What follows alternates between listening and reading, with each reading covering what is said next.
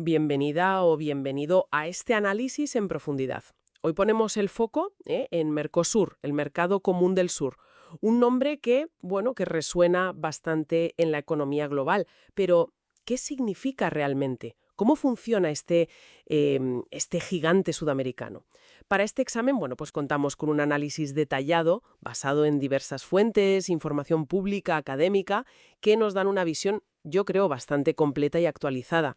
Nuestra misión hoy es, desentrañar la esencia de Mercosur. ¿Qué es? ¿Cómo empezó? ¿Quiénes están dentro? ¿Y por qué nos importa? ¿No? Su lema, nuestro norte es el sur, ya nos da una pista, ¿eh?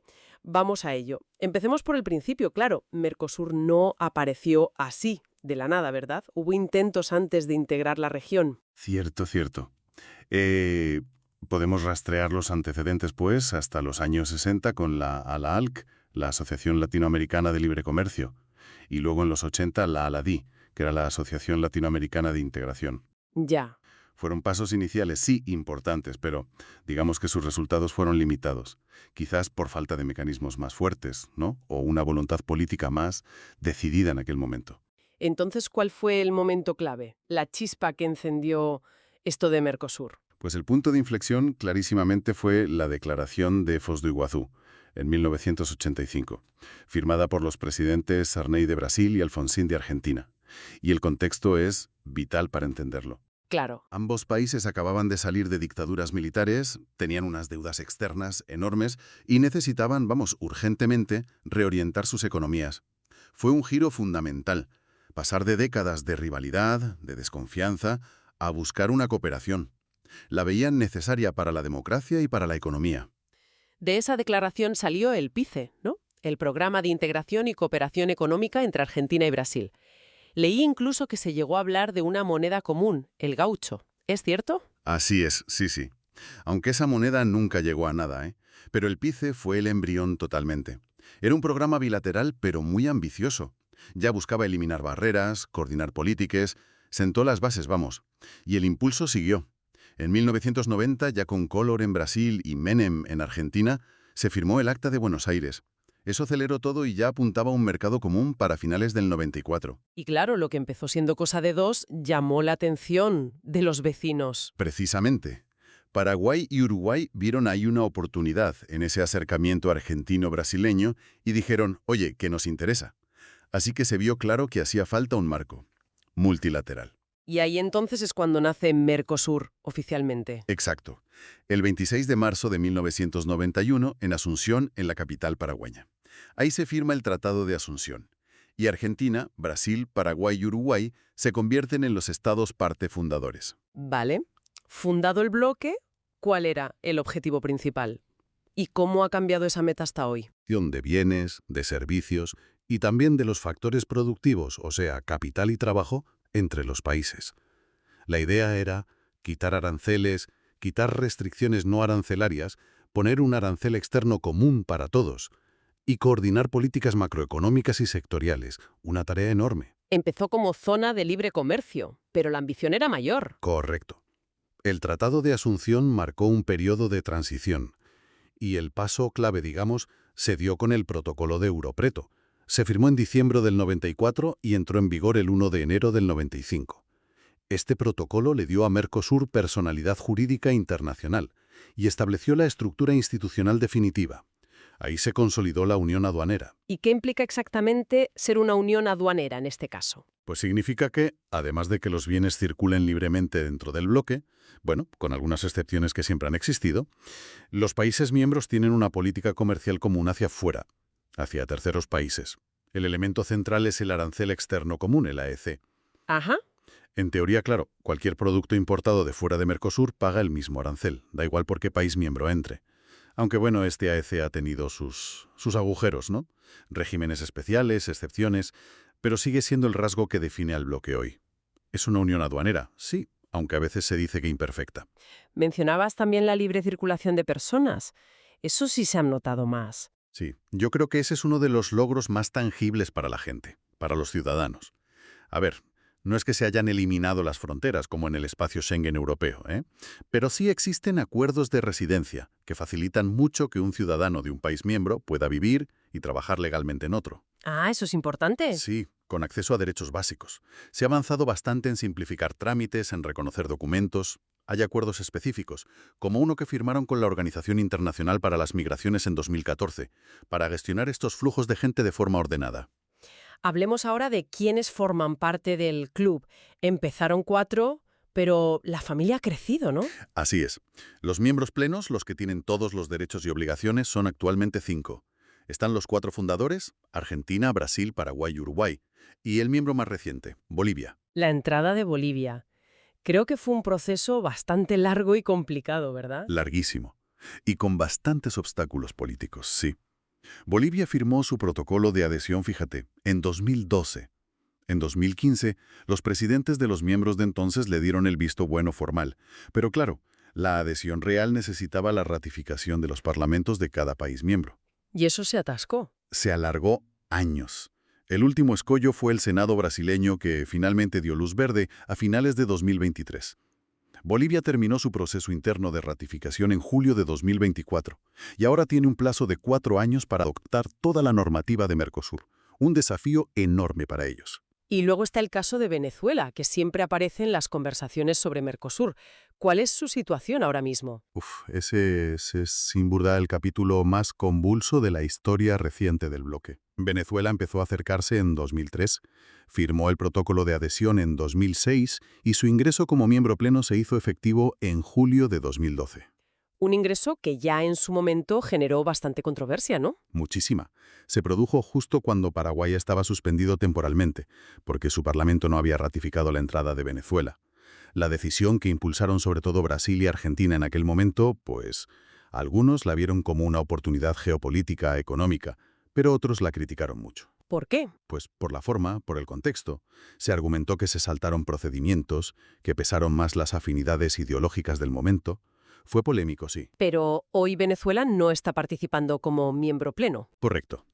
Desde diciembre de 2016, Venezuela está suspendida. Primero, los demás miembros dijeron que era por incumplimiento de los compromisos del protocolo de adhesión, sobre todo en temas de normativa, de comercio. Había vencido un plazo y no habían cumplido. Vale. Esa fue la primera razón. Sí. Y meses después, en agosto de 2017, cuando se instaló la Asamblea Constituyente en Venezuela, los otros miembros invocaron el Protocolo de Ushuaia sobre compromiso democrático. Alegaron una ruptura del orden democrático y le aplicaron una segunda suspensión, esta ya de carácter político y por tiempo indefinido. ¿Y podría llegar a ser expulsada? Es interesante, porque Mercosur en sus tratados originales no tiene un mecanismo claro de expulsión como tal. La suspensión es la sanción máxima que está prevista. Para levantarla, los demás miembros tienen que considerar que se ha restablecido la democracia en Venezuela. Mientras tanto, aunque está fuera de los órganos de decisión y de la mayoría de derechos, sí que se ha intentado, según dice el bloque, mantener algunos aspectos comerciales y migratorios para no perjudicar directamente a la población venezolana. Entendido. O sea, una situación compleja y en suspenso. Aparte de los miembros plenos, hay otras formas de participar, ¿no? Sí, están los estados asociados. Ahora mismo son 7. Chile, que fue el primero allá por 1996. Luego Colombia, Ecuador, Guyana, Perú, Surinam y el más reciente Panamá desde 2024. ¿Y qué implica ser asociado? Pues tienen acuerdos con Mercosur, sobre todo de libre comercio, pero no adoptan el arancel externo común, ni participan en la unión aduanera ni en las decisiones políticas del bloque. Son, digamos, socios comerciales preferentes. Vale. ¿Y también hay observadores? 2. México y Nueva Zelanda. Su estatus les permite seguir las reuniones, estar al tanto, pero no tienen ni voz, ni voto, ni obligaciones. Es una forma de mantener un vínculo, de explorar colaboraciones futuras, supongo. Pasemos a la estructura interna. ¿Cómo se toman las decisiones en un bloque con países tan diferentes y a veces con intereses que chocan? Mencionaste el Consejo y el Grupo Mercado Común antes. Sí. A ver, intentando simplificar un poco, que la estructura tiene su miga. El órgano superior es el Consejo del Mercado Común, el CMC. Ahí están los ministros de Relaciones Exteriores y los de Economía de los Estados parte. Es el que lleva la dirección política de la integración y toma las decisiones importantes para cumplir los objetivos del Tratado de Asunción. La presidencia del CMC va rotando cada 6 meses, por orden alfabético entre los miembros. Y por debajo del Consejo, decías, está el Grupo Mercado Común. Exacto. El GMC es el órgano ejecutivo. Es el que se encarga de poner en práctica las decisiones del Consejo, de coordinar las políticas, de negociar acuerdos con otros países y de que todo funcione en el día a día. Está formado por representantes de los ministerios de Exteriores, de Economía y de los bancos centrales, y se apoya en un montón de subgrupos de trabajo que se especializan en temas concretos: comercio, aduanas, normas técnicas, transporte, de todo. Has mencionado que a veces hay intereses contrapuestos. ¿Cómo se llega a acuerdos entonces? ¿Por mayoría? Pues aquí está una de las claves y a la vez uno de los mayores retos de Mercosur. Las decisiones, tanto en el CMC como en el GMC, se toman por consenso. Consenso. Sí, consenso. Y con la presencia de todos los estados parte. Consenso. Eso suena a que puede ser un proceso lento o incluso difícil de avanzar si uno solo no está de acuerdo, ¿no? Esa es exactamente la consecuencia. Obliga a que todos los miembros estén de acuerdo para aprobar una decisión, que se llaman decisiones en el CMC y resoluciones en el GMC. Por un lado, claro, garantiza que las decisiones importantes tengan el apoyo de todos y se respeten los intereses de cada uno. Pero por otro, pues sí puede llevar a negociaciones eternas, a veces a bloqueos, o a que se avance al ritmo del país más reacio, digamos. ¿Se ha planteado cambiar esa regla? Ha habido debate, sí, sobre si flexibilizarla para ciertos temas, pero de momento el consenso sigue siendo la norma para lo fundamental. También hay un parlamento, el Parlasur. ¿Qué papel tiene exactamente? El Parlamento del Mercosur, el Parlasur, se creó formalmente en 2005. Aspira a ser como la voz de los ciudadanos del bloque. Sus funciones son sobre todo consultivas. Elabora recomendaciones, declaraciones sobre temas de interés. Puede dar su opinión sobre las normas de Mercosur, pero sus decisiones no son vinculantes para los países como las del CMC o el GMC. Su composición, que busca que los parlamentarios sean elegidos por voto directo en todos los países, ha sido un proceso gradual y, bueno, con ritmos diferentes en cada sitio. Bien, entendida más o menos la estructura, vamos al meollo. La economía. Se habla mucho de Mercosur como una potencia económica. ¿Qué dicen las cifras reales? Pues si sumamos las economías de los miembros plenos, los números son importantes, sí. El Producto Interno Bruto Conjunto, el PIB, si lo medimos en paridad de poder adquisitivo, PPA, ¿Qué es eso exactamente? es una forma de comparar mejor la capacidad económica real, ajustando por el coste de la vida en cada país.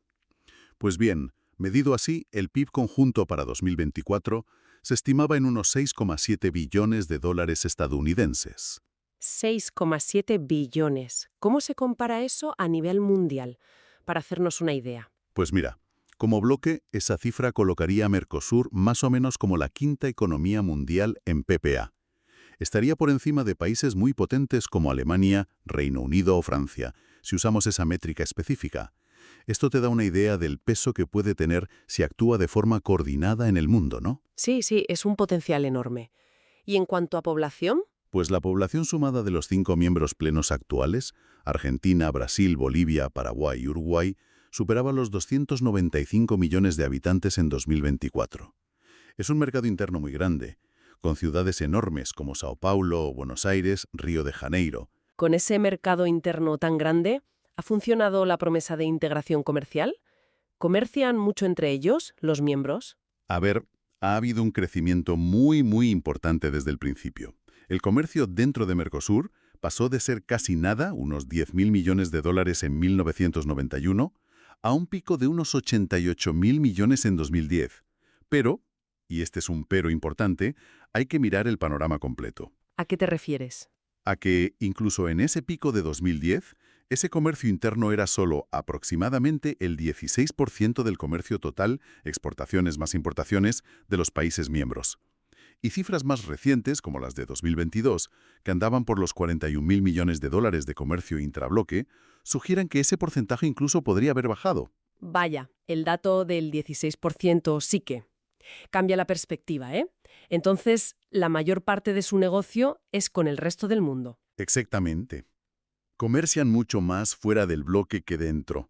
Los principales socios comerciales externos, tanto para exportar como para importar, son siempre los mismos: la Unión Europea, China y Estados Unidos. Estos tres se llevan una parte enorme del comercio de Mercosur con el exterior. ¿Y dentro del bloque? ¿Quién le vende más a quién? ¿Está equilibrado? Históricamente, la balanza comercial dentro de Mercosur ha solido favorecer a Brasil. La economía brasileña, por su tamaño, su industria, normalmente tiene superávits comerciales con sus socios del bloque. Entiendo. ¿Y qué exporta Mercosur al mundo en general? Pues la cesta es variada. Tiene un peso muy fuerte en productos agrícolas, soja, carnes, cereales y materias primas, claro.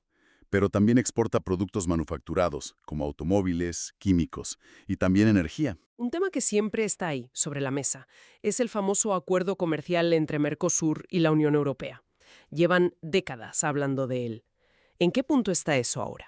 Uf, ese es el acuerdo comercial más estratégico, más ambicioso y, desde luego, el más complejo que Mercosur ha negociado nunca. Después de casi 20 años de negociaciones con muchísimas idas y venidas, se llegó a un acuerdo político, un principio de acuerdo, en junio de 2019. ¿Y qué supondría si finalmente se pone en marcha? Pues crearía una de las áreas de libre comercio más grandes del planeta. Conectaría a más de 750 millones de consumidores. Implicaría quitar poco a poco la gran mayoría de los aranceles para bienes industriales y agrícolas entre los dos bloques. Y además incluye partes sobre servicios, compras públicas, propiedad intelectual, indicaciones geográficas y, muy importante hoy en día, desarrollo sostenible. Desde 2019 han salido obstáculos muy grandes para firmarlo y ratificarlo definitivamente.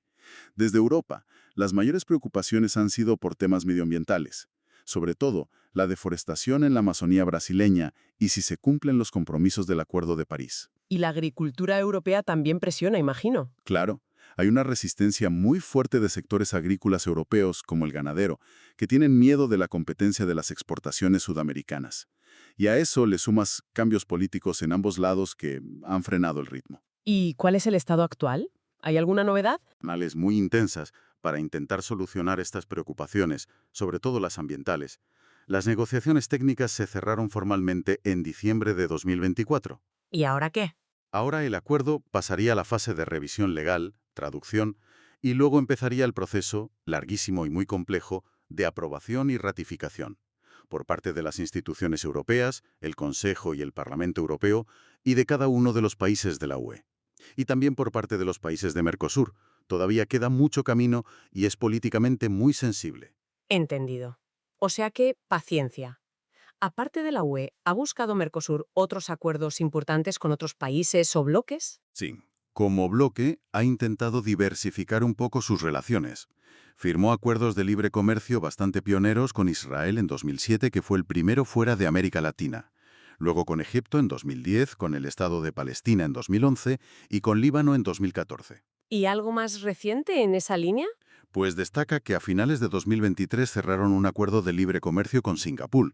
Eso es importante porque Singapur es un centro clave del comercio y las finanzas en Asia. Y también se menciona en las fuentes que se concluyeron negociaciones para un acuerdo con la Asociación Europea de Libre Comercio, la ELSC, o EFTA. Ahí están Suiza, Noruega, Islandia, Liechtenstein en julio de 2025. Julio de 2025, una fecha futura. Sí, esa fecha es llamativa. Podría referirse a una meta para la firma definitiva o para que entre en vigor, no está del todo claro en la fuente. Pero ahí está. Todo esto dibuja un panorama de un bloque con un peso económico claro, con una agenda externa activa. Pero me imagino que no todo será fácil internamente, ¿no? ¿Qué va? En absoluto. La historia de Mercosur está llena de avances, sí, pero también de tensiones y de desafíos internos muy, muy considerables. Hemos visto crisis cada cierto tiempo por políticas comerciales que tomó un país por su cuenta, disputas como aquella tan sonada entre Argentina y Uruguay por las plantas de celulosa en el río Uruguay hace años, Recuerdo algo de eso, sí. o más recientemente en 2023 la llamada crisis de la hidrovía. Fue por unos peajes que impuso Argentina en la vía navegable Paraguay-Paraná, y eso provocó protestas muy fuertes de Paraguay, Bolivia, Uruguay y Brasil. Y supongo que las diferencias de tamaño y de desarrollo entre los propios miembros también deben influir mucho en esas tensiones. Muchísimo. Las asimetrías, las diferencias económicas y estructurales son un factor constante. Tienes a Brasil, que es un gigante industrial y agrícola. Luego Argentina, una economía grande pero con una volatilidad histórica. Y después economías más pequeñas y en algunos casos más dependientes del comercio dentro del bloque, como Paraguay, Uruguay y ahora Bolivia, que tiene sus propios retos de desarrollo. Conseguir políticas que beneficien a todos por igual, o que al menos no perjudiquen mucho a los más pequeños, es un equilibrio súper delicado, y es fuente constante de negociación y a veces de roces. Ese equilibrio entre buscar la integración regional y defender los intereses nacionales de cada uno parece ser el gran desafío permanente. Totalmente. Es un ejercicio de malabarismo constante y dinámico. Cada gobierno tiene que responder ante sus ciudadanos, ante sus sectores productivos, y eso a veces choca con los compromisos de integración o con lo que piden los socios. Encontrar ese punto medio define gran parte de la política diaria de Mercosur. Bien, creo que hemos cubierto bastante terreno, ¿eh? Para recapitular un poco, hemos visto que Mercosur es mucho más que un simple acuerdo comercial. Es un proyecto de integración profunda que nació de una necesidad política y económica muy concreta en Sudamérica después de las dictaduras. Ha evolucionado, con sus dificultades, de ser una zona de libre comercio a una unión aduanera. Tiene un peso económico mundial importante, aunque el comercio interno quizás no es tan grande como podría esperarse. Hemos repasado su composición, que es compleja, con la reciente entrada de Bolivia y la situación tan particular de Venezuela, su estructura para tomar decisiones basada en el consenso y su agenda activa de negociaciones con el resto del mundo, con ese acuerdo con la UE como el gran tema pendiente. Exacto. Y todo este recorrido nos deja con una reflexión final que creo que es interesante. Hay una tensión constante, inherente, dentro de Mercosur. Por un lado está la visión original, la aspiración, que sigue presente en muchos sectores de ir a más, de profundizar la integración, de avanzar hacia un mercado común más real, quizás incluso con más coordinación política, mirando de lejos otros modelos. Pero por otro lado está la realidad, las presiones fuertes de los intereses nacionales de cada país, las diferencias económicas que comentábamos, y la dificultad que tiene el propio mecanismo de consenso para tomar decisiones valientes o rápidas. Y esa tensión interna se le suma un contexto mundial que también aprieta, ¿no? Precisamente, vivimos en un escenario internacional muy complejo. Se están reconfigurando los bloques geopolíticos, los económicos, hay tensiones comerciales, se están repensando las cadenas de suministro globales. En este nuevo mapa mundial la pregunta clave es, ¿cuál va a ser la verdadera vocación de Mercosur en las próximas décadas? ¿Va a priorizar y, sobre todo, va a lograr avanzar en esa tarea tan difícil de profundizar su integración interna? ¿Superar las barreras que todavía existen para ser algo más sólido que una unión aduanera con excepciones? ¿O tenderá más bien, por pragmatismo, por necesidad, a consolidarse como una plataforma útil? Una plataforma para que sus miembros negocien juntos con el resto del mundo, pero manteniendo un nivel de integración interna más bien estable, o con avances muy lentos. Una pregunta crucial, sin duda. Y la respuesta, supongo, dependerá de las decisiones políticas, económicas y estratégicas que tomen sus países miembros en los próximos años. El futuro de este gigante del sur, como decíamos al principio, todavía está por escribirse.